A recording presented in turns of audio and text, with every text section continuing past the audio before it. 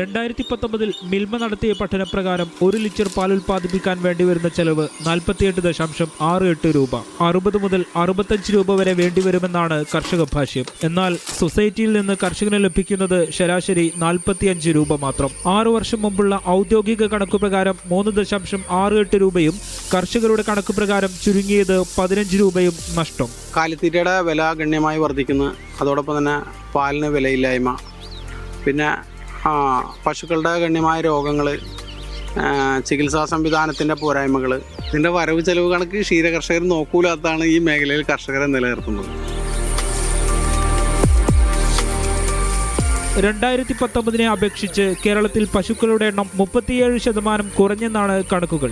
പാൽവില നിശ്ചയിക്കുന്ന chart പരിഷ്കരിക്കുക, insurance ഏർപ്പെടുത്തുക തുടങ്ങിയ ആവശ്യങ്ങൾ ഉന്നയിച്ച് വിവിധ സമരങ്ങൾ നടത്തിയിട്ടും നടപടികളൊന്നും ഉണ്ടായില്ലെന്നാണ് കർഷകരുടെ ആക്ഷേപം. കർഷകർ ഇപ്പോൾ നല്ലൊരു ശതമാനം, ഇപ്പോൾ കഴിഞ്ഞ ഒരു കനേഷുമാരി അനുസരിച്ചിട്ട് നല്ലൊരു ശതമാനം കർഷകർ ഈ മേഖല ഇട്ടൊഴിഞ്ഞു പോയി.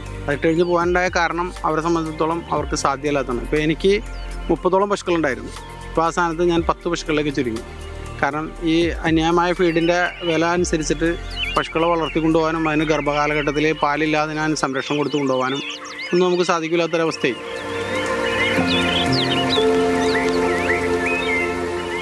പശുക്കളുടെ എണ്ണം കുറച്ചും തൊഴിലാളികളെ പറഞ്ഞുവിട്ടും മറ്റു വരുമാന മാർഗങ്ങൾ തേടിയുമാണ് കർഷകർ ഈ മേഖലയിൽ തുടരുന്നത്. സർക്കാരിന്റെ സജീവ ശ്രദ്ധയുണ്ടായില്ലെങ്കിൽ കേരളത്തിൽ ക്ഷീരകർഷക മേഖല അന്യം നിന്നു പോകുമെന്നാണ് കർഷകർ ഒന്നടങ്കം നൽകുന്ന മുന്നറിയിപ്പ്.